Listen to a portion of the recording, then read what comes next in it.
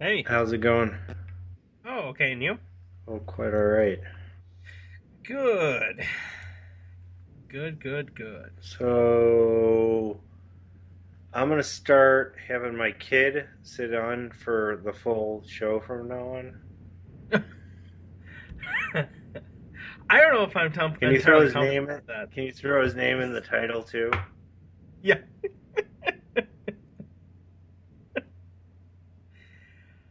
Uh, that story has just pissed me off continuously since it started as the rumor that, oh, it had something to do with his kid being in the clubhouse.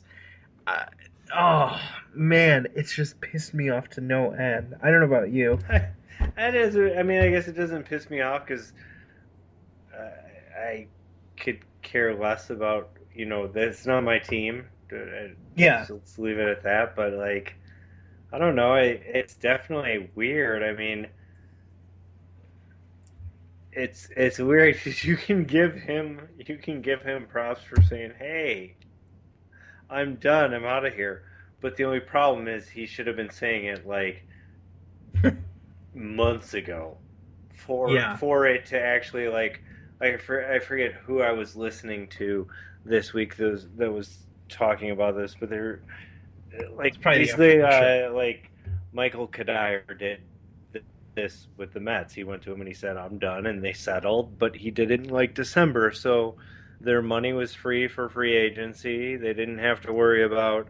They knew what they were paying him for this year as part Right. of whatever they agreed to, and it was a fraction of his contract. But I would imagine that the White Sox, if he came to them and was like, "Hey, I'm owed this, but I don't want to play.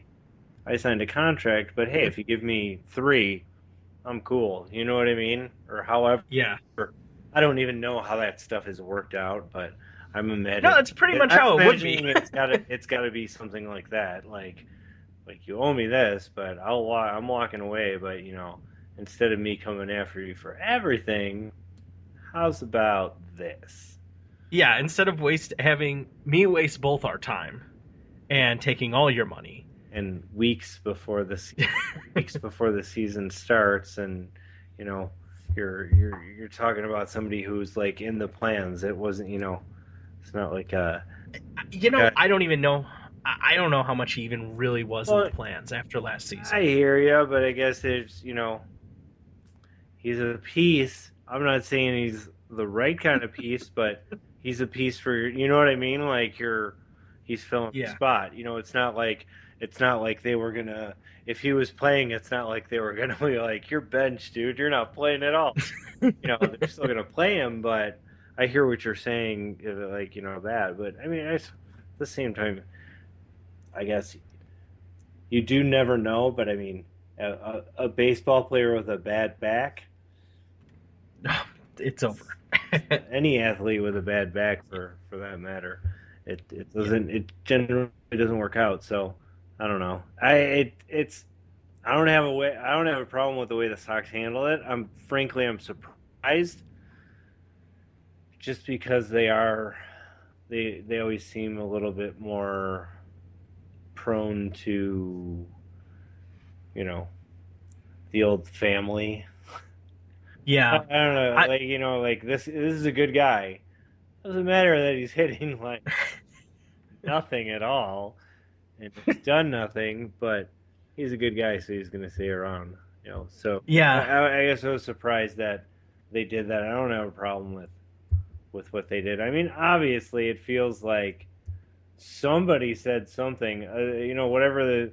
I know that I've also heard that the Sox tried to boycott their spring training game or something like that. Yeah, before we get too far ahead, Yeah, let's you go recap ahead. here You for you those you that you definitely go ahead because I've been idly paying attention. I kind of just find it. for those of you that are not around the Chicagoland area or don't read Chicago papers or listen to Chicago radio or anything like that, that's fine. Well, first off, what's wrong with you? No, now I'm kidding. But we're not the center of the universe here. No, totally kidding. But Adam LaRoche, DH first baseman, allegedly. I guess is almost sort of the best way to put it these days, and that's my own editorial there. Uh, had asked for a provision to have his son, 13-year-old, last year, now 14, in the clubhouse for every game, every day, practice, no matter what, every game. He's there. He ended up having his own locker, had his own chair, his own jersey. Obviously, just a kid's version of his father's, but nonetheless, still there, still in the clubhouse, and was there for the entire season of the 2015 campaign. For those of you that don't know, LaRoche had a disastrous season, hitting just a few ticks over 200, with 12 home runs, and I would say only, respectively, a handful of RBIs. Comparatively, it was a disastrous season for him. It was a disastrous season for the team, just because they didn't win. Things didn't come together the way that management had wanted for them, the way the team was built. But a lot of individuals underperformed. I don't know what the dynamics of the clubhouse were at that point, but uh, this I can't imagine helping the situation. Just think of having a child, whether it's your own or somebody else you know, a coworker, whatever the case, being in your workplace. And for all intents and purposes, this is a workplace. So Ken Williams, president of the team, comes in, approaches LaRoche saying, look, we don't want your son around the clubhouse 100% of the time like he was last year. In fact, we don't even want him there 50% of the time. Take some time to think about what you want to do and get back to me. This was done a couple weeks ago. Didn't get out. Took some time to think about it, and this all came to a head about Tuesday afternoon, Tuesday morning, I guess, out in Arizona. And LaRoche says, you know what, forget it. I quit. I'm going to walk away. I'm going to retire and walk away from the $13 million contract that he had to play this season. And a lot of people are applauding him, saying, wow, he's putting family first, and this alleged hashtag activism of family first going around. And him being applauded for, saying, you know what, no, I want to spend some time with family and all that sort of stuff. That was sort of what was there. The GM, Rick Hahn, came out to the media and said, this is what's happened. We respect his decision. He's retiring for personal reasons. He seems pretty convicted. We've given him a few days to think about it and get back to us out of respect for him. We're not going to submit his paperwork right away, and we'll go from there. He seems pretty firm in his decision, and, well, we'll move forward accordingly. And when I hear that on Tuesday, I think, great. This is a guy that really kind of gets it. He's washed up. He's no longer that good. He's no longer a viable major league player. He's had some back issues of late, especially the spring training. And, well, good for him to sort of walk out with a little bit of dignity. You can sort of walk out with your head held high and not go out in a fiasco. Unfortunately, it's devolved into a fiasco. Shortly after that news broke, it started to trickle out that this had something to do with his kid being around the clubhouse. Initial reaction was, you got to be kidding me. And that's from the media. That's from fan bases. That's from the fan base. It's kind of like, what do you mean the kid being in the clubhouse? What's that supposed to even mean? And then this whole thing sort of starts circling the drain, and that's it. Ken Williams then comes out, president of the team, as previously mentioned, yesterday, being Wednesday, saying, look, I talked to him. I approached him about it. If you want to call somebody a, quote, bad guy, blame me. It's nothing against his kid. It's just we want to change our culture. We don't believe it to be an appropriate environment for a 14-year-old boy. So that's that. Players then had come to Jesus meeting with Ken Williams, as this sort of is broken recently, I think within about the past 45 minutes or so. And they were going to end up boycotting a game yesterday. And Ventura said, okay, if that's the way you feel, fine, I'll allow it, and that'll be the case. Once the players realized, oh, wait a minute, this would be really stupid because we don't want to get our manager fired, they decided to go take the field. They were even going to boycott the game tomorrow. And as such, they decided not to. Now everyone's kind of on the same page and they're unified and all that sort of good, warm, fuzzy stuff. One of the people that's been really talkative to the media lately, who really shouldn't be talkative, is Adam Eaton. Adam Eaton is now, I guess, the left fielder, corner outfielder for the White Sox. Was the center fielder, but he had a Twitter problem a couple weeks ago with the Oscars towards the at the end of February, in fact. And now he decides to sort of get back on that talking horse and start talking about things and saying, well, no, we were all unified in saying this is garbage, this is a family, blah, blah, blah, blah, blah.